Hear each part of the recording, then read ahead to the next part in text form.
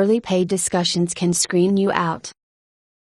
Early in the traditional screening process, many employers want to know how much you expect to be paid. Before the interview, they may seek this information on applications and in want ads. And some employers ask you how much you expect to earn very early in the interview process.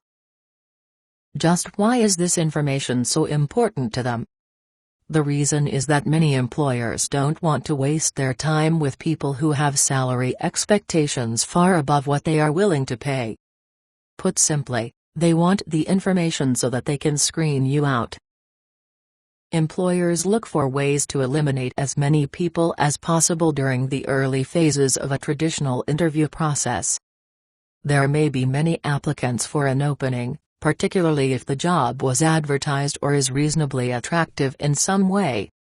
Employers will try to find out whether you want more money than they are willing to pay. If so, they figure that, if hired, you may soon leave for a better-paying job. That is the reason for my first rule regarding salary negotiations. FAR's salary negotiation rule number 1. Never talk money until after an employer decides he or she wants you. Discussing salary early in the interviewing process is not to your advantage. Your best position is to use techniques that are likely to satisfy a curious employer without giving a specific dollar amount. Here are a few ways you could respond to an initial interview inquiry about your pay expectations. What salary range do you pay for positions with similar requirements? I'm very interested in the position, and my salary would be negotiable. Tell me what you have in mind for the salary range.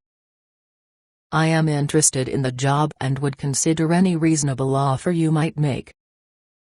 Employers are anxious to know how your joining the organization will impact their bottom line, and they'll try to get to the subject as soon as possible, says Doug Matthews, Executive Vice President of Career Transition Services for Right Management Associates, an executive outplacement firm.